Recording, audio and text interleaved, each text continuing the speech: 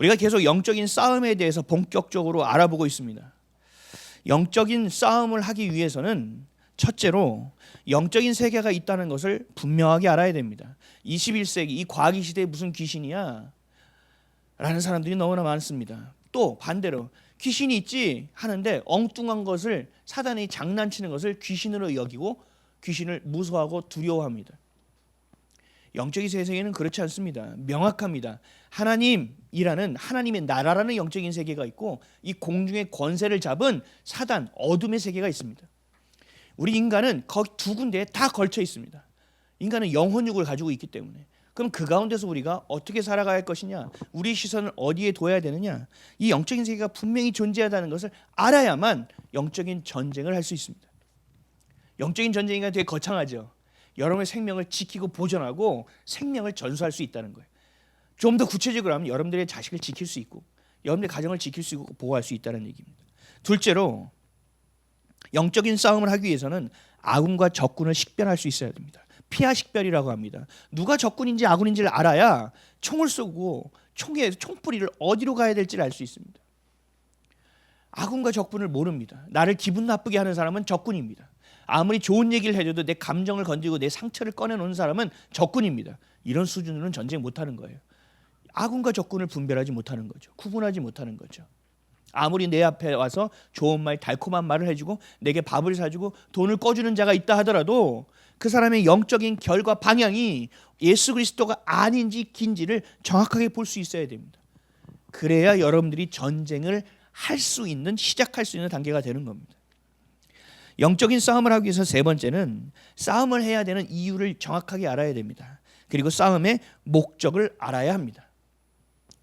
이것이 오늘 살펴볼 내용이고요. 또 마지막으로는요, 어떻게 싸워야 하는지를 알아야 합니다.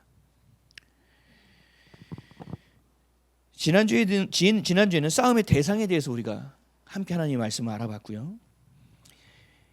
오늘은 싸움을 해야 되는 이유, 그 싸움의 목적은 무엇인가를 살펴보도록 하겠습니다. 지금 저와 여러분이 살아가고 있는 지금의 시대는 그 어떤 시대보다 예배드리기 어려운 시대입니다. 저는 역사신학을 또 전공해서 또 공부를 했어요. 쭉 보면 가장 어려웠던 시기는 중세입니다. 교부시대, 카톨릭이 잡고 있었을 때 그때 기독교인은 다 죽었습니다. 다 고문받았습니다. 1차 세계대전, 2차 세계대전 때 죽은 사람보다 더 많이 죽었습니다. 그때, 그리고 지금입니다. 지금은 그렇게 육적으로 고문하고 죽이진 않습니다. 그런데요, 영적으로 다 멍텅구리, 미련한 자들이 되고 있습니다. 모든 것이 헷갈려서 아군인지 적군인지도 모르고 있습니다. 완전히 헷갈리는 시대를 살아가고 있습니다. 예배드리기 어렵다는 얘기예요. 예배라는 것은 한 마음으로 드려야 됩니다. 누구에게 드려야 되는지 알아야 됩니다. 진심으로 드려야 됩니다. 진리가 무엇인지 알아야 합니다. 그게 예배가 되는 겁니다.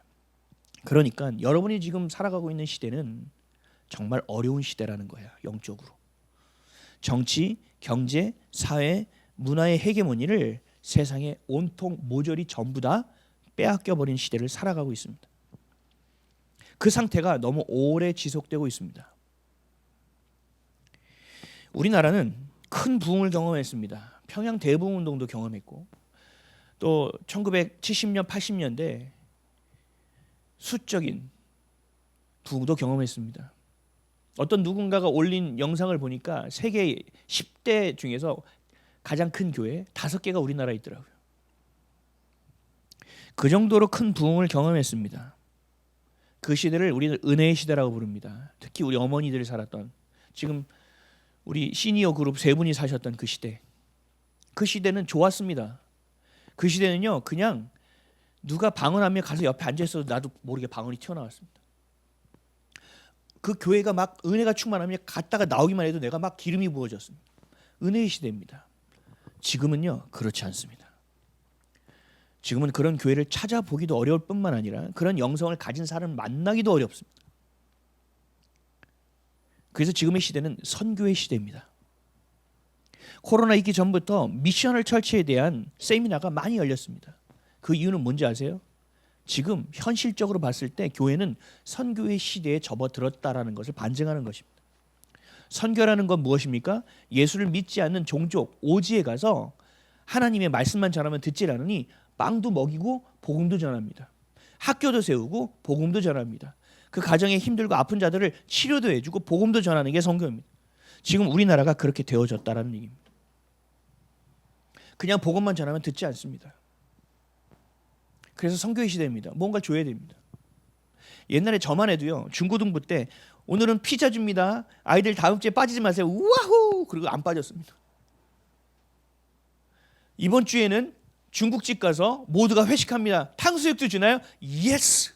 막 이러면서 교회 가야지. 눈에 불을 켰습니다. 지금은요, 애들이요, 뭘 줍니다. 뷔페를 줍니다. 먹입니다. 아이들에게 뭐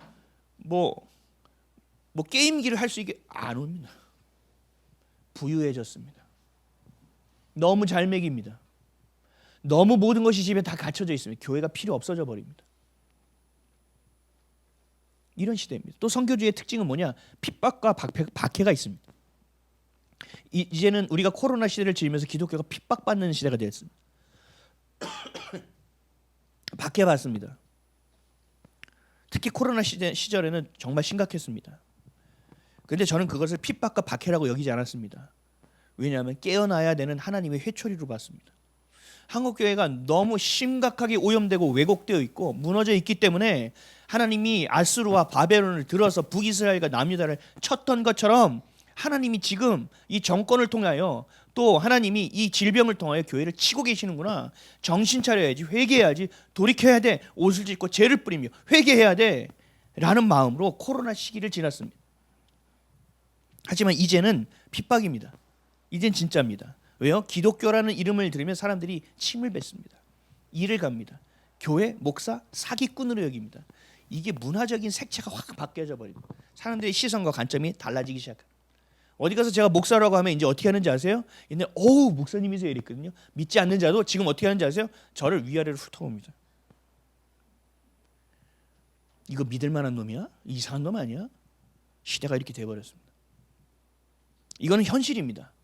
실제입니다. 지금 그렇게 살아가고 있는 여러분이 그런 땅을 살아가고 있습니다. 우리가 부모 세대처럼 신앙생활을 했다가는 이제는 이도저도 되지 않은 시대입니다. 심각합니다. 여러분이 살고 있는 때는요, 진짜 마지막 때예요. 세상에서 말하고 있는 그런 수준이 아니에요. 정말 오늘 예수님이 오셔도 이상하지 않을 시대를 살아가고 있다니까요. 근데 우리가 부모 세대처럼 은혜의 시대를 살아가고 있는 것처럼 신앙생활을 한다? 아니요. 망합니다. 큰일 납니다. 그래서 여러분들은 반드시 결단하셔야 돼요. 예수님이 내 삶의 전부다. 자다가도 누가 툭 건드리면 우리 군대 다닐 때 관등성명이라고 하거든요. 입양 이렇게 나와야 됩니다. 딱 찌르면 그것처럼 딱 찌르면 예수 그리스도가 나와야 되는 삶을 살지 않으면 진짜 큰일 납니다. 아무리 똑똑하고 대단한 목사도 다 넘어가는 시대입니다, 여러분. 경각심을 가져야 됩니다. 그래서 여러분 자녀에게도 가르쳐야 돼요. 하나님에게로 와서 하나님에게로 가는 자들이에요. 그러면 하나님이 누구인지를 알아야 돼요. 예수가 그리스도인지를 알아야 돼요. 성령님이 어떤 분인지를 가르쳐야 돼요. 여러분들이 밥을 맛있게 먹이고 옷을 입히듯 자녀들에게 하나님의 말씀을 먹여야 된다는 거예요. 기도해 줘야 된다는 거예요. 이게 지금 우리가 사는 시대입니다. 이 땅의 것들은 모두 사단과 마귀에게 영혼을 판 자들이 세상을 부를 누리고 살아갑니다. 이거 사단과 마귀가 시키는 대로 이 땅의 것들을 자꾸 조직하며 교회를 와해시켜 나가는 것, 그렇게 보여지고 있습니다. 지금 실제로 그런 것들이 드러나고 있습니다. 또 영적으로 죽어있는 자, 잠자는 자는 신경도 쓰지 않습니다. 결국 사단과 마귀와 연합하여 영혼을 팔아서 사는 자들이 권세를 잡고 있기 때문에 하나님의 자녀된 여러분들은 온전하기 위해서는 어떻게 해야 되느냐? 깨어있지 않으면 안 됩니다. 빛이 되지 않으면 안 됩니다. 전신갑주를 취하라는 것입니다.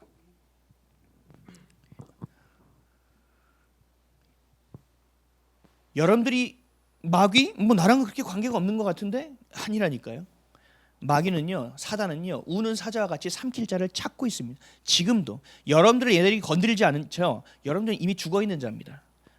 죽어있는 것은 건들지 않습니다. 사단은 깨어있는 자만 건드립니다. 깨어있는 자만 찾습니다. 그래서 이단들 항상 보면 예수 믿는 자들은 예수 믿는다고 끝까지 붙듭니다. 예수 믿지 않는 자는 건들지도 않습니다. 여러분 이 볼 수 있어야 돼요. 마귀와 사단이 나랑 관계없고 나는 괜찮다고? 아니요. 이 정도면 살만하다고? 아니요. 사단을 몰라서 하는 얘기입니다. 여러분을 어떻게든 끝까지 찾아서 유린할 것입니다. 끝까지 여러분들이 숨어있는 곳을 찾아와서 여러분을 농락할 것입니다. 여러분이 죽을 때까지 포기하지 않을 겁니다. 이게 영적인 싸움이에요. 근데 다들 옵션으로 생각한단 말이에요. 전신갑주를. 1950년 새벽 북한이 탱크를 앞세워서 38선을 넘어서 우리나라를 무단으로 침략합니다. 이것이 바로 6.25 전쟁, 한국 전쟁입니다. 그래서 많은 국군들과 많은 사람들이 자신의 가족과 땅을 지키기 위해서 인민군을 몰아내기 위해서 생명을 걸고 싸워냅니다. 제가 몇 개 6.25 이것을 보느라고 영상을 몇 개를 봤거든요. 정말 처참하게 싸웠습니다. 우리나라. 자기의 몸이 찢겨지는 걸 알면서도 수류탄 들고 들어갔습니다. 지키려고. 그런 싸움을 싸워냈습니다. 근데 그 싸움의 진짜 목표는 뭐였어요? 승리죠. 이 싸움을 이겨내는 것이죠. 근데 이 싸움의 실제적인 목적은 무엇인지 아세요? 공산당을 물리치고 자유민주주의를 지키는 것이었습니다. 우리의 삶도 마찬가지입니다. 사단과 마귀와 싸웁니다. 왜 싸우는지 아세요? 얘네들이 무단으로 침범했기 때문에 그래요. 그래서 우리는 싸워야 됩니다. 이들이 무단으로 와서 우리 기쁨과 평안을 다 뺏어갑니다. 우리에게 상처와 여러 가지 것들을 줘서 우리의 영혼을 갉아먹습니다. 하나님의 자녀됨의 권세를 죄로 빼앗습니다. 무단으로 쳐들어왔습니다. 그래서 이 싸움은 목표는 우리도 승리입니다. 그러나 이 싸움의 실제적인 목적은 무엇이냐? 교회와 가정과 하나님의 나라를 지키는 것입니다. 결국 하나님이 주신 생명, 소명으로 가정을 세우고 교회를 세워나가는 것, 그리고 하나님 앞에 온전히 서기 위해서 우리는 싸우는 겁니다. 6.25가 북한이 남침을 하지 않았으면 우리가 싸웠겠습니까? 아니잖아요. 어떠한 수단과 방법을 물론 또 여러 가지의 것들이 있었겠지만 그러한 극단적인 방법을 선택하지 않았을 가능성이 매우 높더라고요. 그 역사적인 상황을 보니까.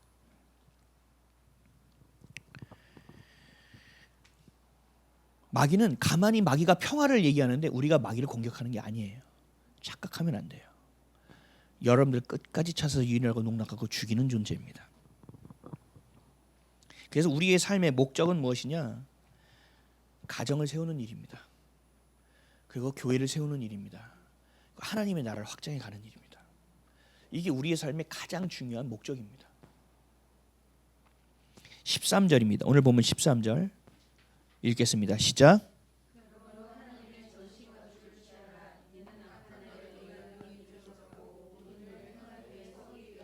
아멘. 대적하기 위한 이유, 싸움의 이유는 뭐예요? 동행하시는 하나님이 주신 사명, 그 모든 일을 행하는 것에 있다라는 거예요. 여러분의 삶의 이유는 다 있다니까요. 그 이유를 발견해야 돼요. 주님께 구해야 돼요. 마치 땅에 묻어놓은 달란트처럼 살면요, 하나님께 나중에 책망받는 존재가 돼요. 아무리 교회 봉사 많이 하고 헌금 많이 해도 의미가 별로 없어요. 하나님이 가장 먼저 네가 하라는 것을 해야 되는 거예요. 그리고 그것을 통하여 서기 위함, 온전하여지기 위함이다. 전신갑주를 취하는 이유는 모든 영적 전쟁에서 사탄 마귀는 우리를 향한 하나님의 통치권과 주도권을 자기에게로 가져오기 위한 싸움을 하고 있습니다. 모든 싸움에 마귀의 의도가 있습니다. 사탄의 의도는 이겁니다. 주도권을 가져가는 겁니다. 하나님은요, 우리를 하나님의 군대로, 교회로, 생명으로 세우기 위함입니다. 이것이 하나님의 의도입니다. 그래서 마귀는 어떻게 하느냐? 11절 읽겠습니다. 시작. 마귀의 간계를 능히 대적하기 위하여 하나님의 전신갑주를. 마귀가 그래서 우리에게 간계를 부려서 우리를 죄에 묶어버립니다. 그 의도가 뭐라고요? 그리스도와 우리를 분리하기 위함이고 그리스도 안에 있는 우리를 빼내기 위함이라는 거죠. 그래야 이 영혼의 정체성, 생명을 자기가 붙들 수 있으니까요. 하나님이 주신 우리에게 특권과 권세를 자기가 빼앗을 수 있으니까요. 이런 일들이 마귀의 계략이 수도 없이 많습니다. 여러분 젠더 이슈 있죠. 젠더 이슈, 동성애, 동성욕, 남성과 여성의 자신의 성은 자신이 스스로 결정할 수 있어야 된다. 이것이 인권이다라고 얘기합니다. 불쌍하죠, 그 사람들. 근데 이 젠더 이슈를 가지고 있는 실질적인 사단 마귀의 목적이 뭔지 아세요? 가정의 해체입니다. 가정의 해체예요. 남자와 남자, 여자와 여자, 아이를 낳을 수 없어요. 아비에게 준 역할, 어미에게 준 역할, 그 역할의 연합 안에서 하나님과 그리스도와 우리와의 연합을 배울 수 있는데 그 연합을 배우지 못하게 만들어요. 왜요? 가정이 교회이기 때문에 그래요. 하나님이 가장 중요하게 여기는 것이 가정이기 때문에 그래요. 그래서 저는 여러분들에게 얘기했잖아요. 우리 형편상 제 능력상 수요예배 금요예배를 드리지 못합니다. 근데 더 중요한 건 뭔지 아세요? 수요예배 금요예배 나온다고 하면서 아이들에게 아무거나 시켜 먹어, 아무거나 먹어, 이건 예배가 아니라는 얘기예요. 가장 중요한 것을 놓치는데요. 아이들에게 밥을 차려주고 아이들 옆에서 기도해주고 그 아이들의 영적인 것을 내가 볼 수 있고 그 아이의 방에 가서 베개라도 붙들고 눈물 흘리고 기도하고 그들에게 실제적인 영향을 끼치라는 거예요. 그렇다고 수요예배 금요예배 나오는 게 나쁘다는 얘기가 아니에요. 우선순위가 있다는 거예요. 우선순위. 왜요? 이들은요 계속 그런 것을 통하여 기초적인 교회의 화수분과 같은 가정을 무너뜨린다는 거예요. 가정이 무너지면 교회는요 같이 무너지는 겁니다.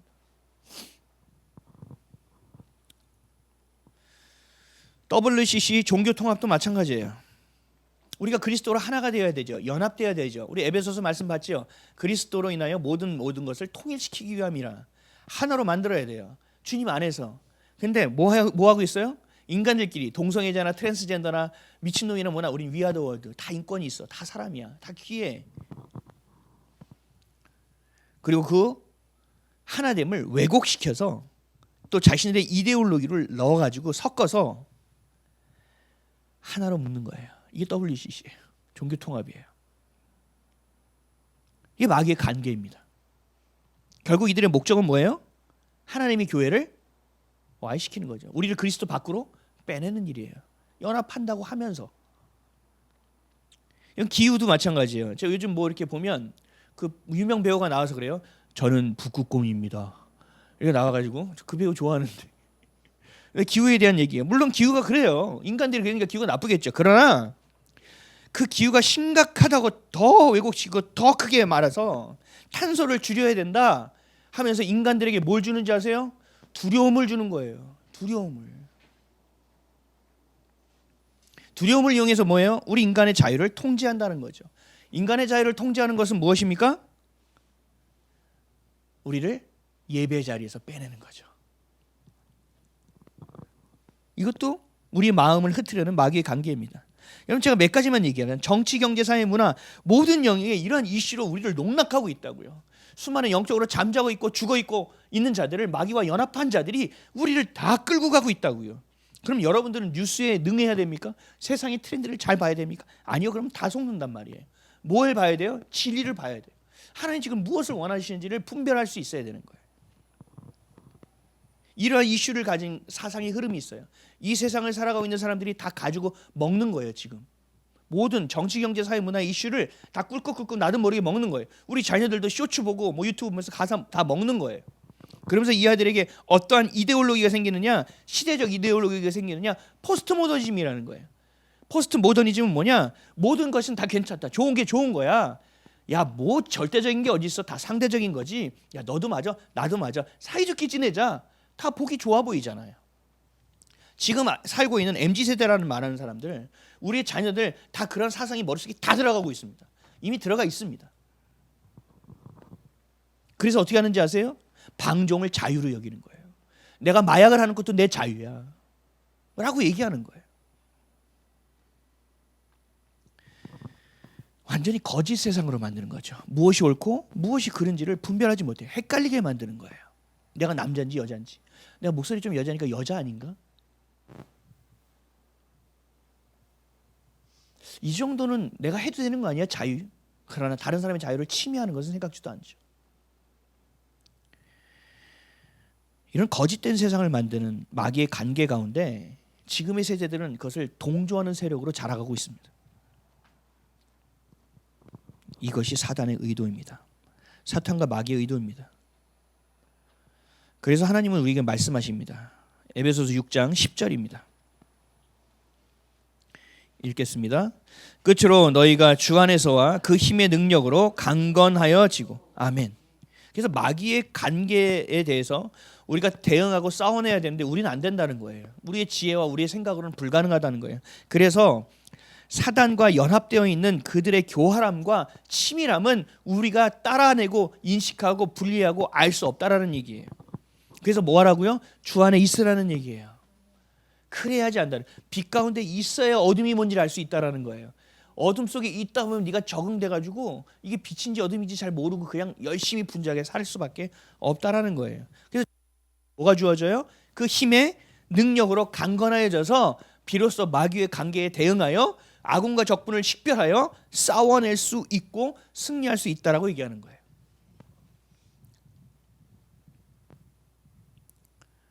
우리 자녀들도 마찬가지예요. 여러분 자녀들 그냥 학교 왔다 갔다 하는 것처럼 보이죠. 그리고 얘기해요. 공부하는 게 제일 쉬워. 얘기하지. 아니 그렇지 않아요. 우리 아이들은 치열한 싸움을 싸우고 있어요. 반에 가서도 그 친구들의 관계 안에서도 긴장하고 있고요. 뭘 얘기할 때도 긴장하고 있고요. 공부하는 것도 이거 쓸데없는 거 왜 해 하면서 나를 채찍질하면 책상에 앉아 있고요. 정말 기쁨이 없는 삶을 살아가고 있단 말이에요.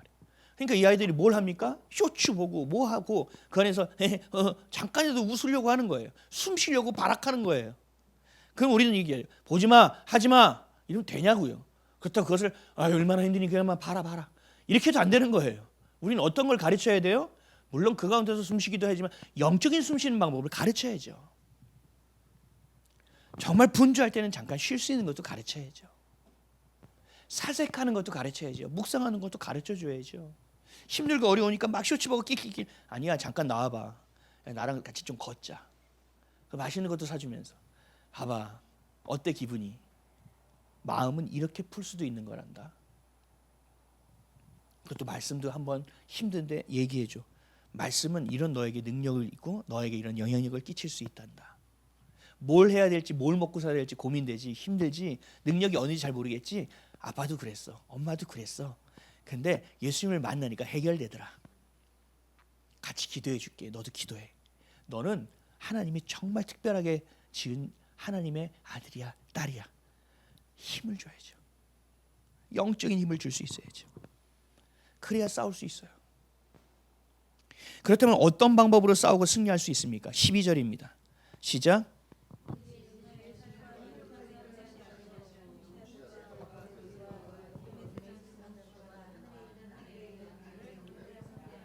싸움은 싸우는데 이것이 우리가 가서 칼을 들고 휘두르는 싸움이 아니라 뭐예요? 영적인 싸움이라는 거죠. 그렇다면 영적인 싸움을 어떻게 해야 되냐는 거예요. 13절 다시 읽겠습니다. 시작. 그러므로 하나님의 전신갑주를 취하라. 이는 악한 날에 너희가 능히 대적하고 모든 일을 행한 후에 서기 위함이라. 아멘. 영적 싸움을 하기 위해서는 우리를 침략하고 우리의 특권과 권세와 정체성을 빼앗아가기 위한 이런 싸움을 대적하기 위해서 우리가 주 안에 있어야 하고 그 힘의 능력으로 주님이 주시는 것 안에서 행하는 인생을 사는 것, 이것이 바로 승리하는 것. 그리스도와 분리되는 것이 아니라 더 연합되어지고 더 내가 내 안에 내 것이 비워지고 그리스도의 말씀으로 채워지는 인생, 이것이 우리가 싸울 수 있는 방법이라는 거예요. 유일한 방법이라는 거예요.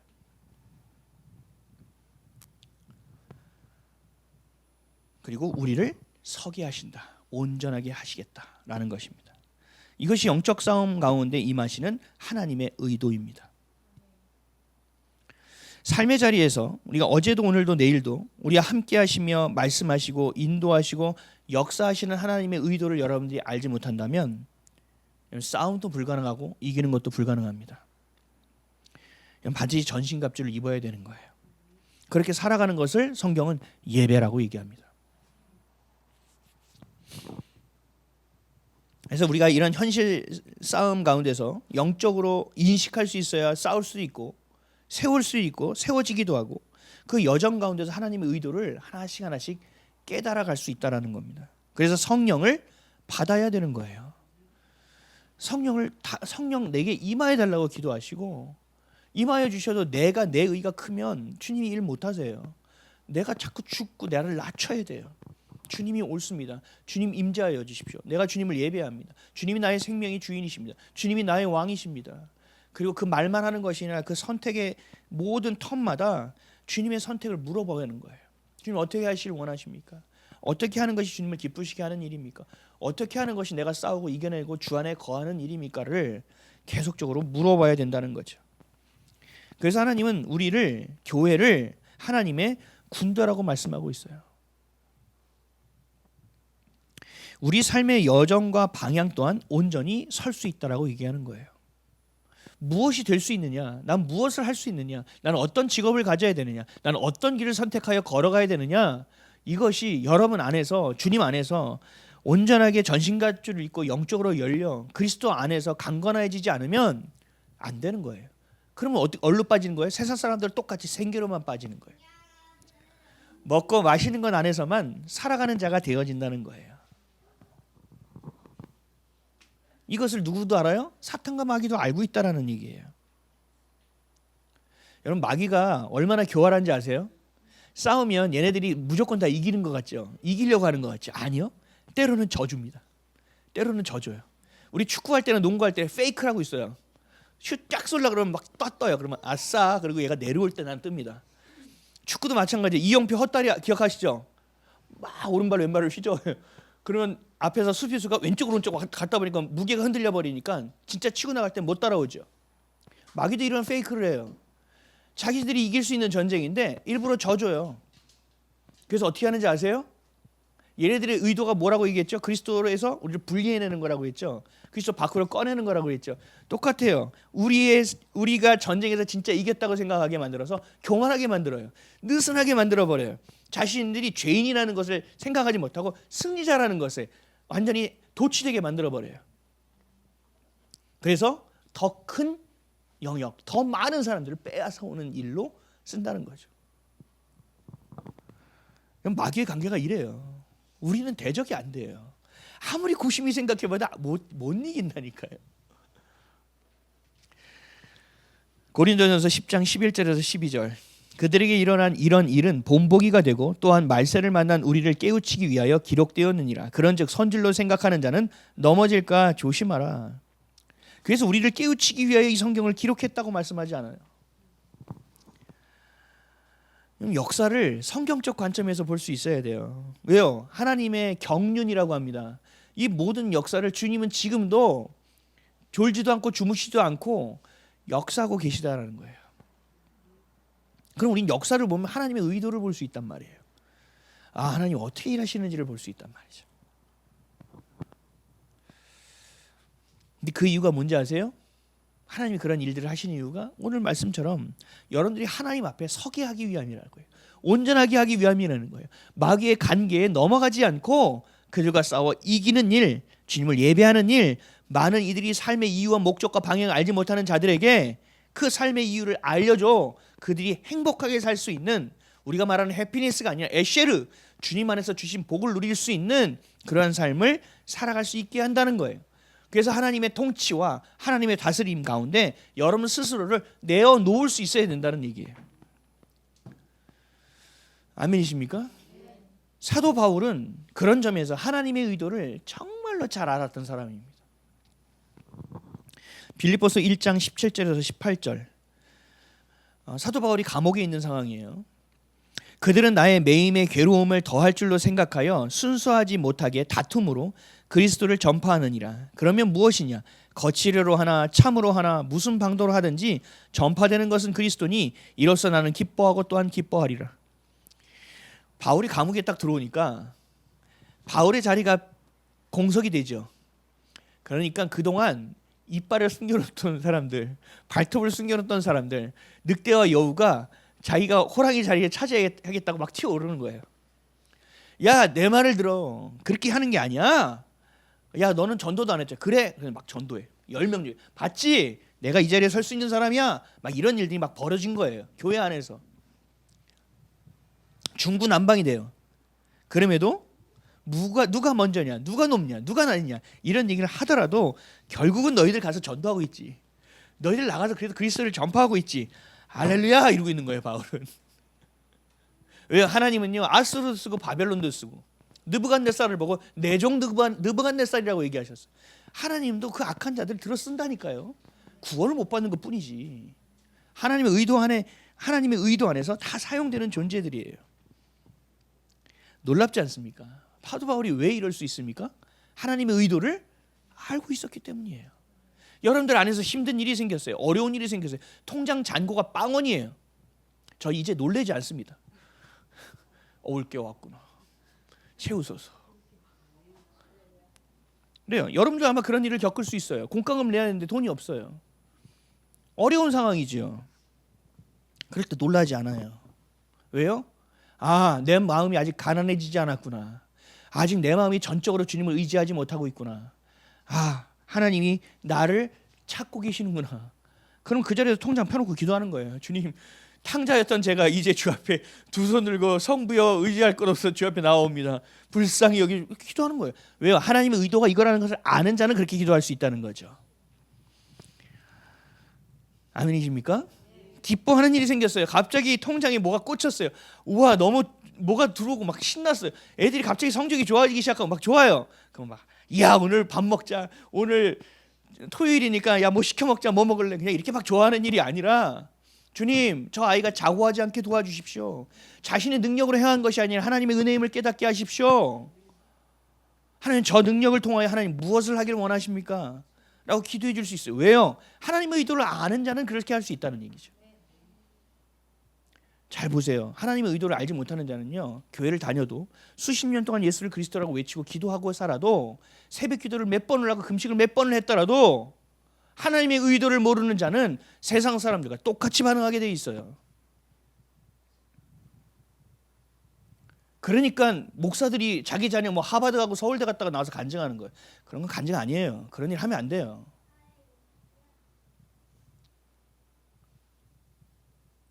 자식이 서울대 가는 게 성공하는 겁니까? 돈 많이 벌고 좋은 직장 들어가서 연봉 많이 버는 게 성공하는 겁니까? 하나님의 의도를 전혀 모르는 사람이죠. 교회를 다니나. 뭐가 중요한 겁니까?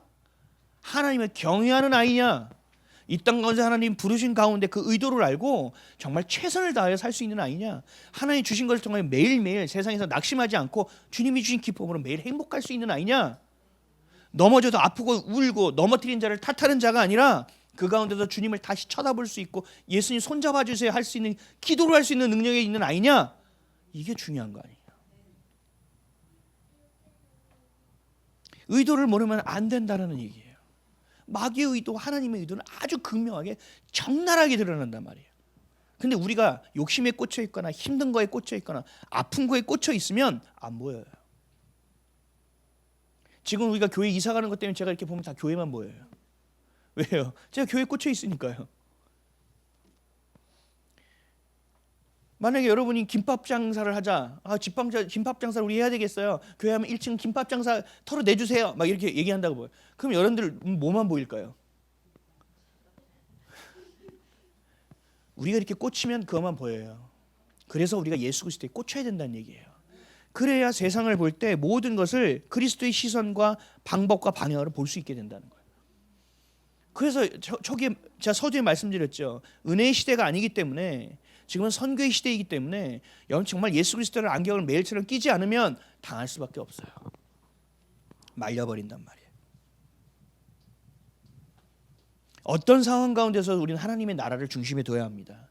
어떤 상황 가운데서도 그리스도 안에 있는 것을 가장 신경 써야 합니다. 그럴 때 여러분들의 삶을 주님이 보호하시고 책임지시는 거예요. 여러분들의 인생을 혼자 스스로 책임질 수 있습니까? 못합니다. 전 저희 아이들 책임 못 집니다. 24시간 내가 붙어있지 못하고 저희 아이들이 무슨 생각을 하는지 잘 모릅니다. 저 마음에 뭐가 들어있는지 잘 모릅니다. 그래서 주님께 부탁하는 겁니다. 도와달라고. 그리고 사도 바울은 거기에 멈추지 않습니다. 그 진리를 향하여 계속 갑니다. 빌립보서 3장 12절에서 14절. 내가 이미 얻었다 함도 아니요 온전히 이루었다 함도 아니라 오직 내가 그리스도께 예수께 잡힌 바 된 그것을 잡으려고 달려가노라. 형제들아, 나는 아직 내가 잡은 줄로 여기지 아니하고 오직 한 일, 즉 뒤에 있는 것을 잊어버리고 앞에 있는 것을 잡으려고 표대를 향하여 그리스도 예수 안에서 하나님이 위하여 부르심의 상을 위하여 달려가노라. 아멘. 그리스도 안에서 주신 그 방향을 향하여 달려가노라.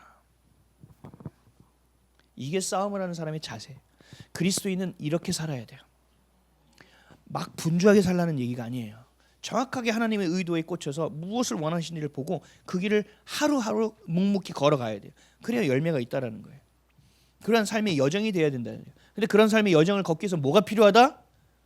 전신갑주가 필요하다는 얘기예요. 다시 읽겠습니다. 13절 시작. 그러므로 하나님의 전신갑주를 취하라. 이는 악한 날에 너희가 능히 대적하고 모든 일을 행한 후에 서기 위함이다. 아멘. 앞에서는 뭐라고 했어요? 전신갑주를 입으라 라고 얘기했어요. 근데 뒤에서는요, 전신갑주를 취하라 라고 얘기했어요. 물론 똑같이 쓰여지는 성경도 있어요. 뭐 NIV 보면 똑같이 푸돈이라고 되어 있는데 이것을 또 킹 제임스 버전을 보면 푸돈과 테이크로 바뀌어 있어요. 또 원어를 보면 또 그 뉘앙스가 있어요. 그래서 우리가 봐야 될 건 뭐냐? 저 이브라와 취하는 좀 다르게 봐야 된다는 것이에요. 뭐냐면 지금요, 적극적으로 임하라는 얘기예요. 적극적으로 반드시 입어야 된다는 거예요. 그래야 싸울 수 있다는 거예요. 근데 여기서 하나의 의문이 생겨요. 아니, 영적인 전쟁이라며. 하나님도 영이고 사단 마귀도 영이라며.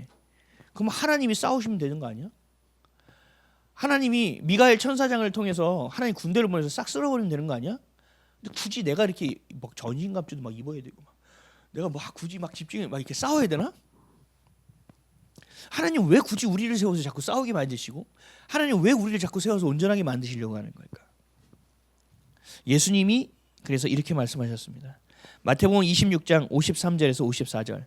너는 내가 내 아버지께 구하여 지금 12군단 더 되는 천사를 보내시게 할 수 없는 줄로 아느냐? 내가 만일 그렇게 하면 이런 일이 있으리라 한 성경이 어떻게 이루어지지 않겠느냐 하시더라. 맞습니다. 하나님 그렇게 하시면 됩니다. 그렇게 주님께서 일하시면 됩니다. 하지만 주님은 어떻게 했는지 아세요? 성취하시는 일을 누구에게 맡겼는지 아세요? 우리에게 맡긴 거예요. 모든 세상의 종교의 신과 인간의 개념은요, 신이 위에 있고 인간은 복종하는 존재입니다. 그러나 기독교만 유일하게 동역하는 존재입니다. 하나님이 우리를 필요로 하십니다. 여러분, 이런 종교는 없어요, 세상에. 하나님 우리를 그렇게 존중하시고 우리가 함께 일하기를 원하시는 거예요. 그래서 하나님은 우리에게 문화명령이라는 걸 주셨죠. 창세기 1장 28절. 하나님이 그들에게 복을 주시며 하나님이 그들에게 이르시되 생육하고 번성하여 땅에 충만하라. 땅을 정복하라. 바다의 물고기와 하늘의 새와 땅에 움직이는 모든 생물을 다스리라 하시니라. 아멘. 하나님이 모든 세상을 창세기 1장에 천지를 창조하시고 모든 것을 다 채우시고 말씀하시면서 우리에게 주신 명령이에요. 하라는 거예요, 이렇게. 그래서 아담을 통해서 모든 것에 이름을 짓게 하셨죠. 또 있어요. 예수님이 하나님 나라에 가시면서 우리에게 주신 명령이 하나 더 있어요. 대위임 명령. 마태복음 28장 18절에서 20절. 예수께서 나와 말씀하여 이르시되 하늘과 땅의 모든 권세를 내게 주셨으니 그러므로 너희는 가서 모든 민족을 제자로 삼아 아버지와 아들과 성령의 이름으로 세례를 베풀고 내가 너희에게 분부한 모든 것을 가르쳐 지키게 하라. 아멘. 하나님의 뜻이 하늘에서 이루어진 것처럼 이 땅에서 이루어지게 하는 것은 누구를 통해서 하나님께서 일하시냐? 우리를 통하여 성취하시길 원하신다는 거예요. 그래서 사탄 마귀와의 싸움을 그리스도의 능력으로 싸우고 그 싸움을 이기고 하나님의 나라를 세우고 여러분 나 스스로를 하나님 앞에 세우는 일, 예배하는 일, 이것이 우리가 해야 될 일이다라는 겁니다. 그러기 위해서 전제되어지는 것은 내가 아닌 그리스도가 세워지는 것. 내 생각을, 내 논리를 내려놓고 하나님의 생각이 무엇인지를 붙드는 것. 내가 성공하는 것이 아니라 하나님이 성공하게 만들어드리는 것. 하나님이 내 편이 만드는 것이 아니라 내가 하나님 편에 서는 것. 중심을 나에게서 하나님께로 옮겨오는 일을 해야 합니다. 시선을 내가 원하고 내가 아프고 내가 힘들어하는 시선, 내가 좋아하는 것 시선에서 하나님이 보고 있는 시선으로 내 시선을 옮겨가는 일을 해야 합니다. 나를 위해서 목숨을 내어주신 분께 생명을 빚진 자로서 그 은혜를 입으면서 하나님의 영광을 드러내는 삶을 살아가는 것입니다. 이게 자기 부인이라고요. 갈라디아서 2장 20절. 내가 그리스도와 함께 십자가에 못 박혔나니 그런즉 이제는 내가 사는 것이 아니요 오직 내 안에 그리스도께서 사시는 것이라. 이제 내가 육체 가운데 사는 것은 나를 사랑하사 나를 위하여 자기 자신을 버리신 하나님의 아들을 믿는 믿음 안에서 사는 것이라. 아멘. 악한 영을 분별하고 싸움의 대상을 구분해서 명확하게 해서 침략당한 전쟁에서 우리는 이겨야 합니다. 북한이 무단으로 6월 25일 날 1950년 무단으로 남침했던 것에 우리가 대응하여 싸웠듯이 하나님의 자녀로서 교회로서 세워져 있는 우리를 무단으로 침략하고 붙들고 우리 권세와 특권을 빼앗으려는 마귀를 우리는 전쟁을 해야 되고 이겨야 하고 나를 십자가 앞에 세우는 일을 해야 됩니다. 이것을 뭐를 통해서 하느냐? 전신갑주라고 얘기하는 거예요. 전신갑주는 그래서 이걸 좀 더 제가 의역해서 해석해서 말씀드린다면 하나님의 권능으로 십자가로 무장되는 일, 그리스도 안에서 정예병이 되는 일, 그리하여 그 군대에서 해산되고 빠져나가고 탈영하는 것이 아니라 그 구성원으로 있는 일, 이것이 바로 전신갑주를 입는 것입니다. 모든 것을 하든지 우리는 뭘로 해야 돼요? 예수 그리스도의 이름으로 해야 되는 거예요. 하나님의 영광을 위해서 할 수 있어야 된다는 거예요. 골로새서 3장 17절 또 무엇을 하든지 말에나 일에나 다 주 예수의 이름으로 하고 그를 힘입어 하나님 아버지께 감사하라. 아멘. 무엇을 하든지 말에나 일에나 다 예수의 이름으로 하라는 얘기예요. 이게 하나님의 자녀예요. 교회예요.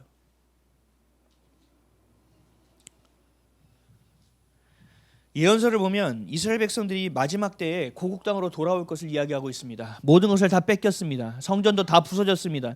민족이 거의 말살되었습니다. 모든 세계 다 흩어져 버렸습니다. 이제 국가라는 이름이 없어져 버렸습니다. 그럼에도 성경은 다시 돌아올 것이다라고 예언하고 있습니다. 그 예언이 2000년 만에 이루어졌습니다. 1948년에 이스라엘 국가가 이스라엘로 다시 세워졌습니다. 하나님의 말씀은 어제나 오늘이나 동일합니다. 푸른 마르고 꽃은 시드나 하나님의 말씀은 반드시 이루어집니다. 이스라엘 백성들도 의아할 정도로 하나님의 약속이 이루어진 것입니다. 사람들의 눈에 가려져 있던 것뿐이고 하나님의 때가 찰 때까지의 시간이 지난 것뿐입니다. 그들은 버림받은 것이 아닙니다. 우리도 마찬가지입니다. 여러분 어렵고 힘들고 괴롭고 고통스럽고 여러분 버림받은 것이 아닙니다. 하나님이 여러분들을 그냥 내버려 두는 것이 아닙니다. 하나님 반드시 그 언약을 여러분을 통하여 성취하실 것입니다. 지금 우리가 살아가는 이 세상 가운데서도 하나님의 말씀은 유효합니다. 정치, 경제, 사회, 문화 다 뺏겼습니다. 완전히 식민지 시대 같은 삶을 우린 지금도 살고 있습니다.